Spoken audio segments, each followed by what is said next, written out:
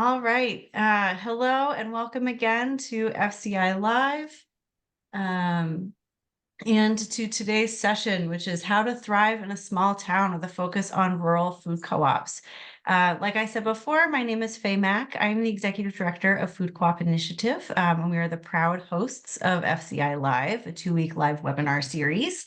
For those of you who are new to us, just to say that FCI is a small national nonprofit organization, and we're committed to helping communities who are working towards opening their own food co-op. So we provide a number of different kinds of programming and resources to support all along the way from that first kitchen table conversation and question about what a co-op is up through when you open your doors. We're really happy to have you all here today. I'm very honored to be here today with two folks from some open co-ops in our community. We're here today with Katherine Arnold from the Buffalo Mountain Market in Hardwick, Vermont, and Kevin Gadsby from the Blue Hill Co-op and Cafe in Blue Hill, Maine. And these are two smaller food co-ops that have been thriving for a number of years, who are here to share a little bit of reflections about some of the different opportunities and challenges that come with their rural food co-op. Before we get going, I just want to take a second to acknowledge our sponsors. So we're able to offer FCI Live for free to all to attend, and thanks large part to our many sponsors, including our two champion sponsors this year, Columinate and NCG. So big thanks to them for helping to make this possible. And now I'm going to stop sharing. And we'll be getting going right now. So just a little bit of framing that I wanted to offer before I turn it over to Kevin and Katherine to introduce themselves is just to acknowledge that rural communities are very diverse and very different across our country. So no one rural community is the same. And yet a lot of rural communities face similar challenges and similar opportunities. And so today we're going to be highlighting and reflecting on those that we think are, somewhat universal in how they manifest in different rural communities.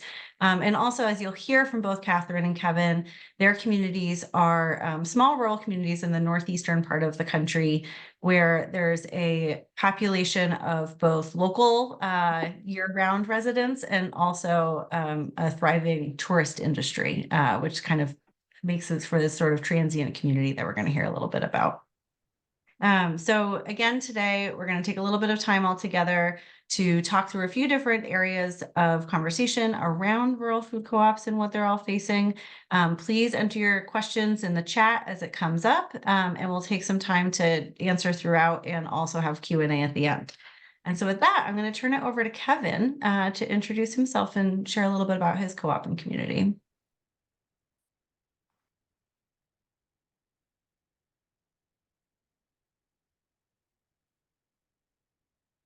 There we go. Had to hit the unmute button. Hello, everybody. I'm Kevin Gadsby. I am currently the general manager of the Blue Hill Food Co-op in Blue Hill, Maine. I have been involved in the natural foods and cooperative sector in Maine since about 2010, 2011, when I first moved up here. I served as a general manager of, let's see, Good Turn Co-op, Portland Food Co-op, and Blue Hill Co-op. I also was the project manager for the Portland Food Co-op in their new location back in 2014, and was hired here in Blue Hill as the project manager to get our new store open in 2016. When I came here, so we serve the Blue Hill Peninsula. Blue Hill itself has a population of, I want to say, certainly less than 3,000. It might be about 2,800 in Blue Hill proper. And then there are about 7 other peninsula towns that we serve as well. And then our demographic also includes Ellsworth and Bar Harbor. We have a number of owners that come from Bar Harbor as well. And so just a little backstory, real quick. When I got here, we were in a very tiny little well-worn and beloved community market on the other side of town. It was 1,800 retail square feet with 13 parking spaces. And I came at a time where the planning for a new co-op had been in the works for a number of years. And again, I was hired as the project manager. And when I got here, so that was October of 2016, the process got off to a pretty slow start. The former project team had announced in August of 2016 that we're going to open up a new co-op and we need to raise $1 million in 1 month to get started. This was before I got there. And then by December, I think we had $165,000 from co-op member investors. So the following spring, so spring of 2017, we kind of rewrote the messaging surrounding our campaign to raise money for the new store, and started fundraising again. And I'll tell you that from that moment on, it didn't stop all the way through. Our total fundraising lasted for about 1.5 years. We raised $1.5 million of member investment. We received roughly $680,000 in co-op member donations. We secured a line of credit, and we secured a conventional bank loan for about $3.9 million to get this new store underway. So we went from 1,800 square feet retail to over 70, it's about 7,500 square feet of retail space. And the total square footage of our new building is 11,900 square feet with 72 parking spaces. And way back when I first started, we had a number of co-op owners who had been members of Blue Hill Co-op for years, who could not believe what we set out to do. How in the world were we ever going to fill 7,500 square feet? How are we going to fill the parking lot? 72 parking spaces from 13. This is crazy. What do we think we're doing? And things have changed quickly. So just to put it into perspective, the last year in the old store, we did 2.9 million in sales. We had about 1,200 members. 2023, we ended at just shy of 8.8 million in sales, and we're at about 2,700 member owners today and counting. So, Kevin, that was really yeah. helpful context. Katherine, I'll turn it over for you for a little introduction. Hi, I'm Katherine Arnold. I am currently a board member, buyer, marketing person, wearing many hats and have worn many hats in the Buffalo Mountain Co-op. I've worked there since 2021, where I was very part-time, and then became part of what was then a collective management structure for several years. Soon after I was hired to start the cafe that we had in our original, well, not original, but most previous building, which was about 1,500 square feet. I don't think that doesn't count the cafe. We owned the building. The board decided that we needed to utilize the space, and were able to make that cafe happen with a lot of help and a lot of volunteers from our membership. At that time, our membership was probably about 400, 500. It's hard to say because there's members on the books that aren't really active members. In 2021, we started our campaign to raise money to buy where we currently are. We're in a small town that's probably about the same size as Blue Hills, a little under 3,000, with several small towns surrounding, many of which have summer residents. And some people have permanently moved since COVID and joined the co-op. Our current membership is around 2,200. It's happened gradually over time, but we had at least 600 new members when we bought our new store. This town had 3 grocery stores, a Tops Market, a family-owned grocery store, and the member-owned Buffalo Mountain Co-op. So when we bought the family-owned grocery store, it was important to us to include the whole community. The membership that voted was 85% in favor of the move. Some of them were not quite aware of the fact that we were going to really merge our products to natural and conventional. It has been a point of contention in some cases, but in general, it's been very, very well received by the membership and the community. So now there's 2 grocery stores in town, our mixed grocery store and the Tops grocery store.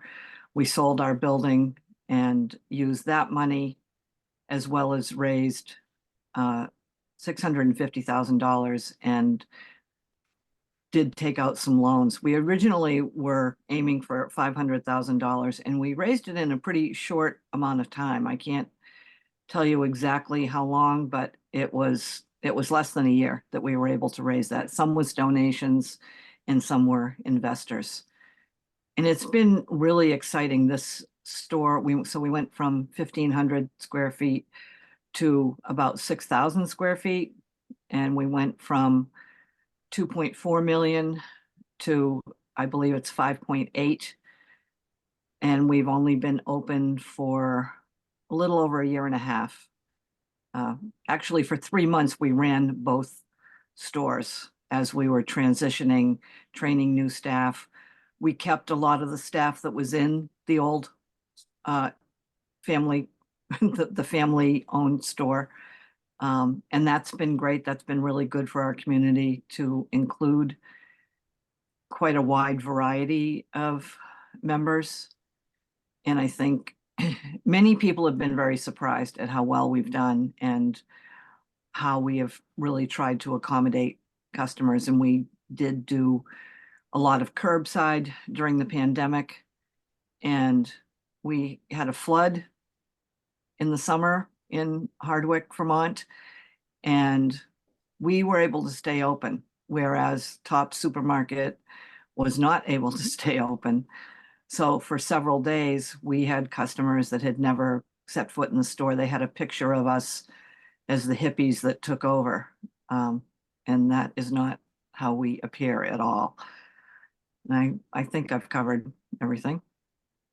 That's great. Thank you both so much. It's so interesting to hear how you both have experienced both a major transition in the last few years and a lot of growth. So it's an exciting time to hear from you both. And so kind of related to that sort of growth that you both have seen, I'd like to start by hearing a little bit about how you think about your owners and community and member engagement. So I'm hoping you can tell us a little bit about your owners and how you build and maintain strong member engagement. How that goes in your community. And Katherine, I'll turn it over to you first. Yeah, it's been really interesting to see the new member owners that have joined. A lot of them just had absolutely no idea what a co-op was. I've been involved in co-ops since the early 70s, and I do understand that it's a business model, but many people only see it as a natural food store because that's how most co-ops were started, at least the ones in the 70s, not necessarily the original ones. But so we have community activities that we're involved with. There's an organization that started in town I guess it's been a couple of years, and they are trying to bring together various parts of the community. We've been involved with activities that happen at places like the American Legion, which was something we never were involved with before. We're very involved with the local food pantry. And I guess it's a slow educational process for our newer members and for the community.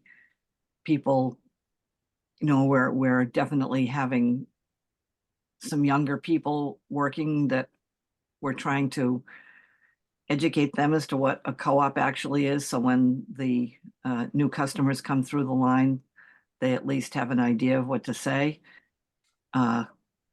Because I think for some of them, it was just a job. For those of us who have worked at Buffalo Mountain for years, it's a lot more than that. It's being part of the community. It's helping people to have a voice in what is going on in their community. We've tried to increase things like, tastings in the store. Yeah, it's a process because we're still adjusting, and we just started a new point of sale system, and so there's many changes going on. Our original store was on Main Street. We owned no parking places, and now we have a small parking lot that we thought would be great, and people in town are complaining that we're taking up too much of the town parking. So, there's answering those issues as they come along, and trying to meet people where they're at. And we don't have a lot of people with a lot of time. I do the marketing, don't have nearly enough time to do it. But we're appreciated in general in the town. We had many members that were shopping at both the downtown location and the location where we are now that are so happy that they only have to go into one store. Did I answer your question? Was there something else? You did. That's great. I'll turn it over to Kevin to hear how you think about ownership in your community.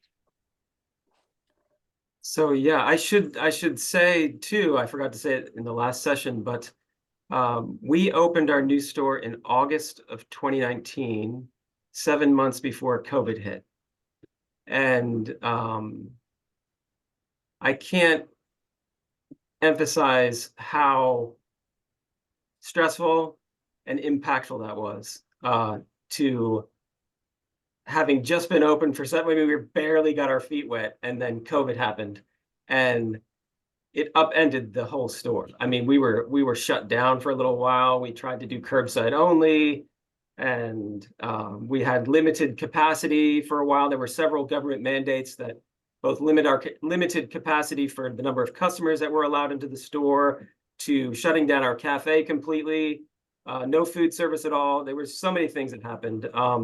And one of those things was in the old store, we had a very engaging working member program where members would come in and stock shelves and clean the store and do gardening and all kinds of things. But when COVID happened, the working member owner program completely shut down and came to a halt. And we only just this past year, I want to say maybe back in the summer of 2023, re-engaged with our member owners to bring the working member owner program back. Many missed it for a while during that time. I have an excellent marketing director and outreach coordinator who are incredible with community engagement. We try to host about 2 or 3 events per month, whether it be farm tours, food demos, beer and wine tastings, open mic night in our cafe seating area, and things like that to engage our member owners, as well as the working member program that I spoke of. What else was I going to say? It's escaped me, but I was going to say something else about COVID. Well, that first year, so 2020, even though the store was upended, the first year we grew by 59% in 2020. In 2021, we grew by another 29% on top of that. And oh, I know what I was going to say. There's actually a grocery store, because Katherine had mentioned other area stores, and we have it's now a Hannaford, literally right down the street. It's not even a half a mile down the road. That grocery store was a family-owned business for a number of years. Very respected family in Blue Hill. They've done a lot for the community. Just last May, they sold their grocery store. It used to be called Tradewinds, to Hannaford.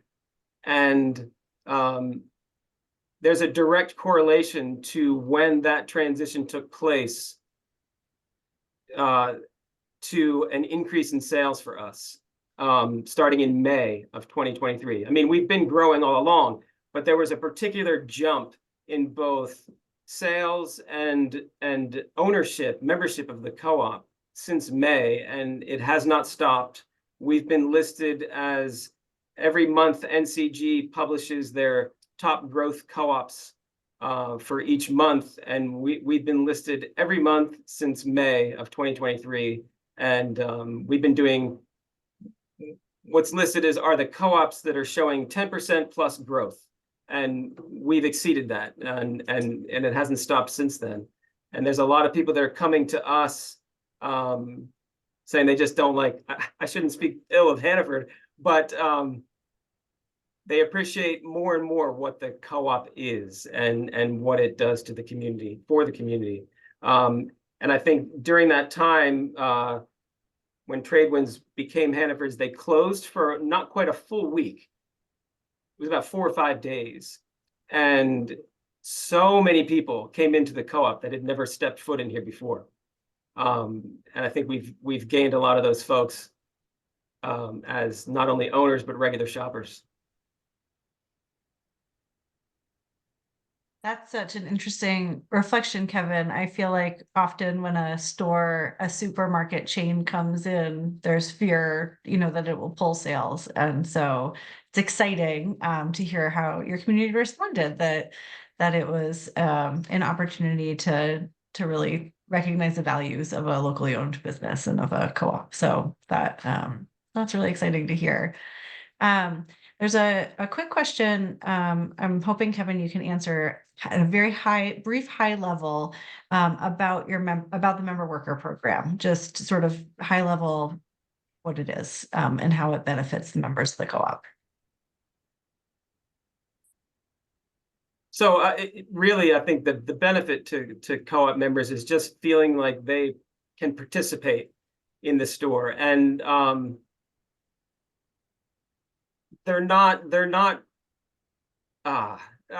we have people doing things like going throughout the store and pulling product forward, facing product. We have people doing gardening. We have people that members that participate in partnering with area nonprofits and things like that. I'm not sure exactly what the specific question is. I think, yeah, so I'll just say high level. So member worker programs are often ways that owners can volunteer, either sometimes in the store, sometimes out with community nonprofits in exchange for a discount on groceries. Right. So they do get a discount on their groceries as well. But I think more than that, for people, we find that it's more than the discount for our working members. It's more feeling like they're doing their part for the co-op and participating in the co-op community in that way. Great. There are a couple other good questions in the chat that we're going to hold until Q&A. So please keep them coming, though. It's nice to see those come in. And I would love to transition us and have Kevin, you kind of keep going on your thread a little bit, just to reflect a little bit about staffing. Both finding and maintaining enough stable staff, meeting wages, and increasing cost of living. That's something I think every retail business is facing right now. And in rural areas, it's a different kind of challenge sometimes. So I'm curious about how you all are navigating staffing, how you think about sort of slow seasons and busy seasons, if you have that, and just a little reflection on the staffing side of things. Sure. Just to put it into perspective again, we went from, in the old store, we had roughly 30 employees, both full-time and part-time. And in our new facility, in the high season, which is summer, we have about 80, we push 80 employees in. So we average between 70 and 80 employees year round. That's a big jump. And we, of course, wages and such are a constant issue. And we did a wage study back in 2021 to get us, so I should back up a little bit. In the old store, our entry-level wage was $11 an hour. And when we opened the new store, we had a goal to get to $15 an hour, which was a particular struggle during COVID again. But we did go through a wage study with Columinate, who helped us map out a way to get to 15, which we finally were able to do just this past summer. So we're at $15 an hour, and the goal is next year, we hope, as we continue to grow, we'll bump to $16 an hour as well. What is particularly challenging for us in Blue Hill is the seasonal swing of our sales. And I've been told that we're among one of the co-ops that are part of NCG that has the most seasonal swing. We in the first quarter of last year, we did about $1.5 million, January, February, March. In the third quarter, we did over 3 million, July, August, and September. And so when you have 70 employees, in fact, we just had a meeting yesterday, and we're talking about, in the first quarter, you got to shave off a few hours here and there, around the various departments. It's just the way it works. And as well as purchasing and things like that. But we're in a pretty good place this year. I mentioned that we took out a line of credit. We have a line of credit that we have typically had to dip into every year, especially during the first quarter. And actually, it's been typical that we would start dipping into our line of credit towards the end of October and keep dipping into it all the way through March and sometimes April, and then we repay the whole thing in the summer months. This year, we haven't had to dip into the line of credit yet. And we're on top of all of our payables and our payroll. So we're doing pretty well so far. But it is a challenge. It's a challenge to tell your staff that you got to reduce your hours because this is the slow season. But when you're doing about half as much volume in the winter that you do in the summer, it's impactful. So do you tend to, as you navigate that, it sounds like you maintain the same staffing level and sort of ebb and flow a little bit with hours as opposed to having kind of like a seasonal staffing increase? Relatively speaking, I would say this past summer, we brought on more seasonal employees than we have ever done in the past. Interesting. Yeah. Great. Katherine, how about you? How is your staffing similar and different to Blue Hill? It's similar in that in the old store, we had a little under 30, probably, I think it was 28 between full and part-time. And now we have, I believe the current number is about 55, which is interesting. I'm looking at the statistics of what your sales are and what your staff is. Seems as though the growth was about the same percentage-wise. We have a lot of people. We've got some young people that come back in the summer and during vacations, which tend to be, around the holidays, tend to be busy times. Our staffing can be pretty tight sometimes, and there are some of us that are working more hours than we really want to. There isn't as much of people complaining because they don't have enough hours. Very rarely do we have an employee that's like, I'm not getting enough hours. So there seems to be some flexibility, and our change between our quarters is not as extreme.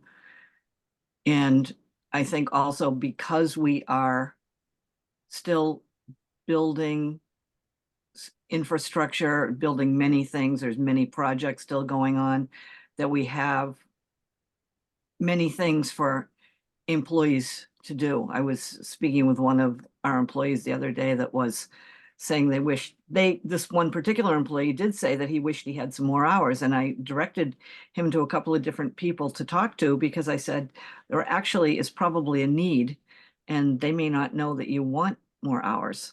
It wasn't like, he just wanted like maybe one more day's worth of hours. And we still have a lot of projects going on. We had practically no storage space. A lot of our storage was on the 3rd floor, so we had to go up 2 flights of stairs for some of our back stock. In this new store, most of our storage is below the main level in the basement. I hate to call it the basement, but it is the basement, and we don't have lights. I mean, we don't have windows. We have lights, but we don't have windows. So we're restructuring that, and that's a project. So there's many projects still going on. I don't know if I said this before, but we only bought this new store in the spring of 2022. And we also only went to a GM structure just a few months before COVID. And thank goodness we did, because as a collective structure, it would not have been easy. And I'll also say that we are not currently part of NCG, though we plan to apply and should have no problem being accepted. We are part of the Neighboring Food Co-ops organization. I'm on the board of that as well. And that's a growing organization to support small co-ops, or to support any co-ops in the New England area. And I think that's all I have to say about that. That's great. Thank you. Well, you sort of led us into this and talking about your back stock going from the 3rd floor to the basement. And I'm curious a little bit about products, right? So as a smaller store, both have grown, but you're still, on the smaller side of stores. How do you think about product selection and stocking as a rural store? Are there any challenges or opportunities that you face around food distribution and working with distributors or working with local producers? How do you think about that? And how do you also approach pricing and competition within your area? Katherine, I'll turn it over to you to keep going on your thread. So we have brought in, I wish I could tell you the number of local producers. That's a big focus for us, so that when the customers from the old co-op get antsy about all the conventional food that they see in the store that disheartens them, we can emphasize the fact that we're bringing in as many local producers as possible. And that's been really big. We've brought in a lot, and some of it's conventional food, and some of it is organic food, and some of it's more merchandise sort of things. And that's been helpful in our trying to sort of appease the full scope of the membership. But it's tricky, and we're learning as we go along. We're just, learning how to use this new point of sale system to figure out what are the products that really aren't selling, and what are the products that we are having trouble getting in, and is there another distributor? So we use a lot of distributors. We use UNFI, and we use KeHE. We're just starting to use them again, and we're also using Associated Grocers, which is a primarily conventional grocery distributor, but we're also using a lot of other smaller distributors, and we do a lot of direct ordering from various companies as well. And it's a challenge, and that's probably always going to be a challenge. We don't want to narrow it down to only buying from big distributors for all the right reasons. I mean, we really want to support the local businesses. We're a very farm-rich community, and that's been great. I think we have 7 local bread bakers, in varying sizes. So it's an ongoing juggle. And yes, there are some things that we are having trouble getting, and there are some things that we believe from our larger warehouse that maybe Whole Foods might be getting priority on some of the things that we want. So that's a challenge. And there's absolutely nothing we can do about it except for squawk, but it doesn't mean we're gonna get anywhere with it. So yeah, I think it's an ongoing process for us to try to find the right resources and the right product mix and the right distributors. It's exciting to hear about all of the work with the local distributors, but it sounds like a lot to juggle, right? With a small staff and all of those distributors and all of the local producers. 7 bread bakers is impressive. Kevin, do you want to share some thoughts about distribution and stocking and working with producers? Sure. To echo what Catherine said, as a relatively small community, we certainly have no shortage of local options. There are a number of local farms and food producers that are decades old who have been incredibly supportive to the co-op, and this whole area here in the Blue Hill Peninsula is a very food-centric community. And I think that's one of the reasons why we've been able to thrive for years, not only in the old location, but also coming into an exponentially larger new building. My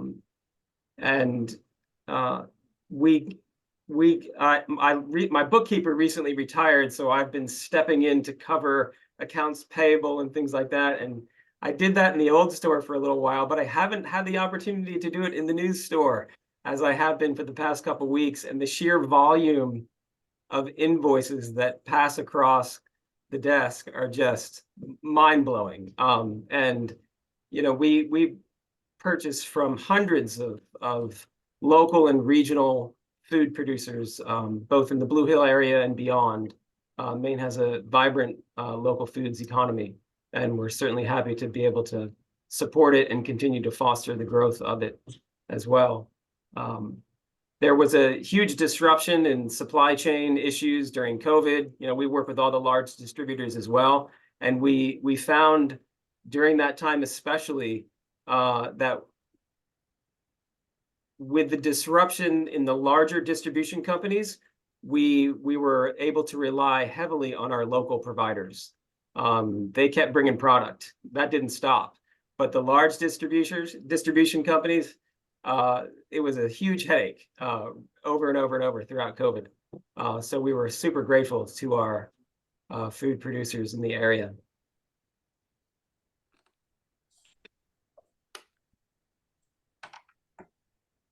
Right. Yeah, so we have some questions. And if folks have other questions too, now is the time. There are a couple of good questions I'll start off with, and if others have questions, feel free to raise your hand or throw something in the chat, and we'll see where this conversation takes us for the last 15 minutes.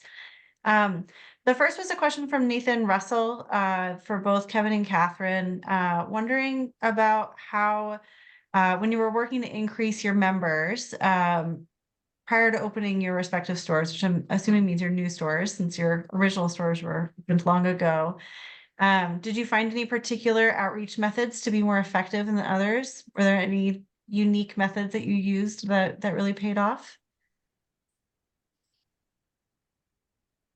I can say we did not use any unique methods. We had all we could do to keep doing what we were doing. We got an interview in the local newspaper, but it was more one-on-one talking to people coming in and asking questions and trying to explain to them and explain to our newer employees in a concise way what it meant to be a member owner. But we did nothing unique. I wish I could say that we did. And have you seen, Catherine, forgive me if you said this in the beginning, I know you've talked about just sales and customers and overall community growing. Have you seen your actual ownership numbers grow a lot as you've transitioned into your new model and your new store? Yes, yes, we had. And what was also interesting, besides the growth that we had, was we had many people who had stopped being members over time for various reasons. Some because it was just too hard for them to park. And we have a co-op that's 20 minutes away, two co-ops that are 20 minutes away, and a pretty good sized one that's 35 minutes away. So many people started to go there, and some of them have come back, which is great to see that we have people rejoining and re-owning. And some of them were absent before we even changed to an equity system.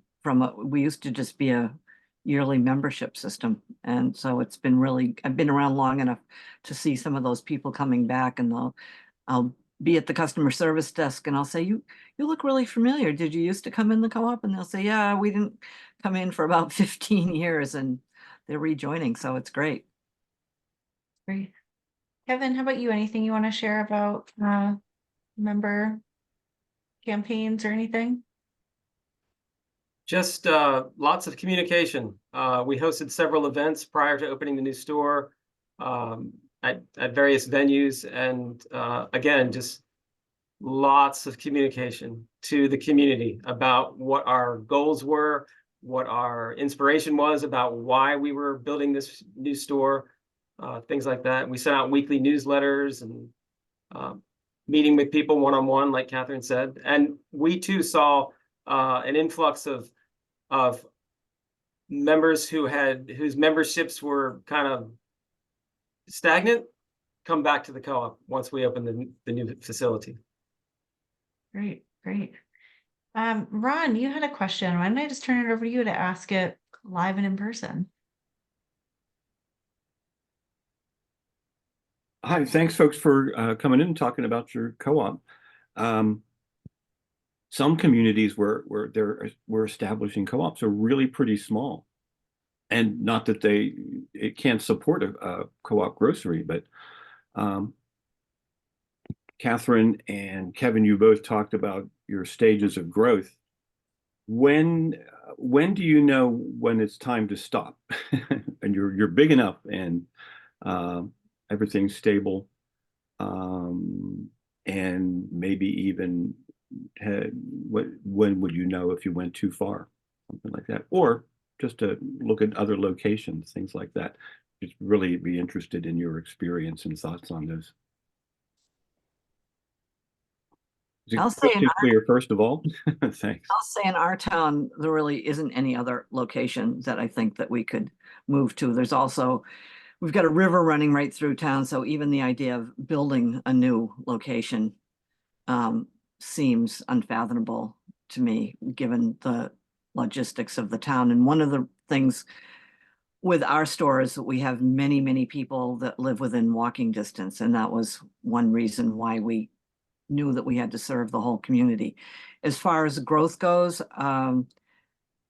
we don't know. I think we have a long, long way to go. I think that we're still figuring out how to make sure that our shelves stay full. There are some times when we know if we had more product on the shelves, our numbers would be higher, when either we can't get it or our buyers didn't order enough.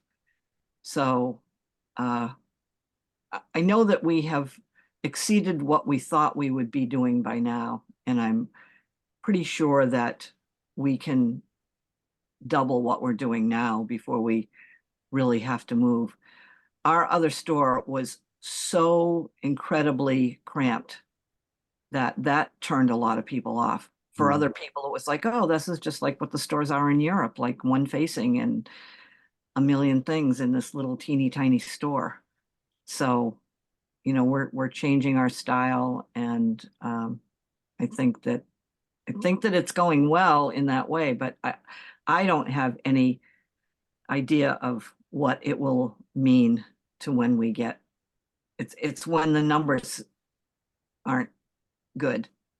You know, the percentages of labor and sales and expenses and all that, I think is the only way we'll really know. And I don't think it's going to happen in my lifetime, honestly. Thanks. One of the things I was thinking about in terms of looking towards growth is something that I've been a part of and worked with some co-op consultants before embarking on a growth plan, is to perform due diligence with regard to market and feasibility studies for your area to make sure that it's actually doable. Can the community support this level of growth? And for us, going through that process, at least it looked good on paper. The numbers seem to work, but then putting it into action is the real test. And for us, it's been successful. And the growth question, that's a great question. Like, when do you know when enough is enough? And what is the reason for the growth and things like that? And one thing that we look at here specifically in Blue Hill is how our growth has enabled us to grow, not just for the sake of growth, but for the sake of growing the local food economy and supporting our farmers and our food producers in ways that we never could have done in the old location. And in fact, we've even said that if we had been left in the old location during COVID, we may not be here today. This new facility has enabled us to do much more than we ever thought was possible, actually, and no one could have planned it better than how it came together as far as timing. But we look at the growth that we have experienced and the impact that it's had on the local community, and that's priceless. Absolutely. Just a tiny follow-up. Where did you get any signals, or how did you know that you could diversify what the market offered?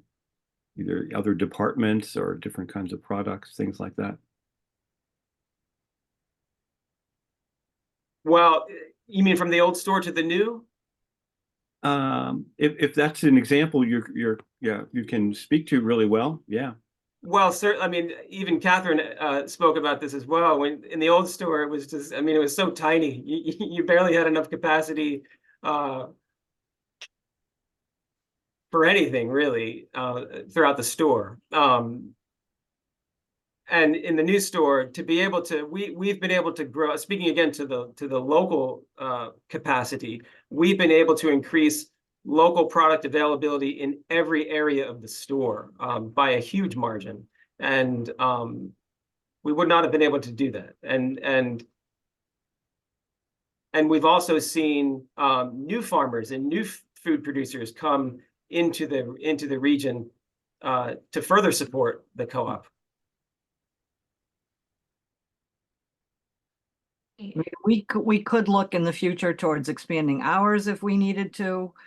But I think we're only going to know, it's still relatively, I mean, it's new for Kevin too, but it's even newer for us to see how that growth is going to go and whether it's, and some of it has to do with people moving into the area. There's a lot of small outlying towns, and there are a lot of people that are moving in year round, and that's going to make a difference over time. And we also did, before we did this move and purchase, we definitely had consultants that helped us with that. All right. I think we might have time for probably just one more question, depending how speedy you both are. But I'm going to turn it over to Erica, who asked a question in the chat. Thank you. Well, thank you, Catherine and Kevin. I was just wondering if you could touch on briefly how you manage your different vendor relationships. I think you both said that you really value having local food in the store. And Kevin, I think you said like you had 100 different invoices that you were processing. So I'm just curious if you have found a system that works really well for you, for receiving orders and paying people, because that just seems like, yeah, just a lot of logistics to manage. You got to have a good bookkeeper, one that understands accounting principles. And we have a receiving manager who receives everything in the back door through the loading dock and disperses product to department managers. And there's certain systems that you have to have in place for it to work efficiently and well. There's also lots of hiccups along the way, no matter how efficient your systems are. But we work with a Catapult point of sale system, which integrates with our accounting system. But all of those things are entirely dependent on data entry and the accuracy of human input. So there's always challenges, but it's manageable. And I think if you have the right people in the right positions, it works pretty well. I could speak to more of those things. And I wanted to put out there, maybe I'll put it in the chat, if anybody has any additional questions beyond this session here, feel free to reach out to me. I'll put my email in the chat. I'm happy to answer any questions that anybody has about how to run a food co-op. Yeah, I'll add my email as well. We have an incredible amount of buyers, more than most stores have, I believe, in different departments. And some of the buyers handle their receiving differently. I personally am a wellness buyer, and some of our products actually come through the front door because the downstairs is so vast and there's small deliveries and we handle them as they come in. But most of we do have a receiving team leader who's been developing systems for our backstock. We also have vendors who we don't have strict hours for people to be delivering because so many vendors are small companies. And, we have dairy that comes in at various times. We also use Catapult, and our bookkeeper is retiring soon, and our general manager has been working with a bookkeeping company to help us. And I will say that one of I think it's maybe Kevin can correct me, maybe it's not true, but one of our working members that I found is sorting the bills and putting them in order so that when the bills get paid, that person doesn't have to sort through and enter them willy-nilly. They're all together from each vendor, which has been extremely helpful. All right, thank you. Good. Feels like a good pro tip to end on. Well, I want to just take a moment to wrap up here, and a huge thank you to Katherine and to Kevin for giving us your time. It's so helpful to hear from people in the thick of it, and really appreciate the generosity of sharing your experience and your expertise with all of us. So thank you so much. And just a reminder to all that FCI Live continues on. So on your screen, you have the next few sessions. FCI, we're on day 3. We go Monday through Thursday this week and next week. So there are plenty of sessions and there's still time to register. The next 3 today and first one tomorrow are up on the screen. Everything from financial feasibility, which Kevin was talking about earlier, into ownership and governance. So we're covering all the topics. Thank you for being part of this. Another quick thank you to our sponsors. Our sponsors really help make this happen and make it available for free. So we really appreciate that. Thank you all. And I'll go ahead and stop sharing, and going to you'll see on this in there, both Kevin and Katherine have shared their email address. Thank you both for that generosity as well. And have a wonderful rest of your days. Thank you all very much.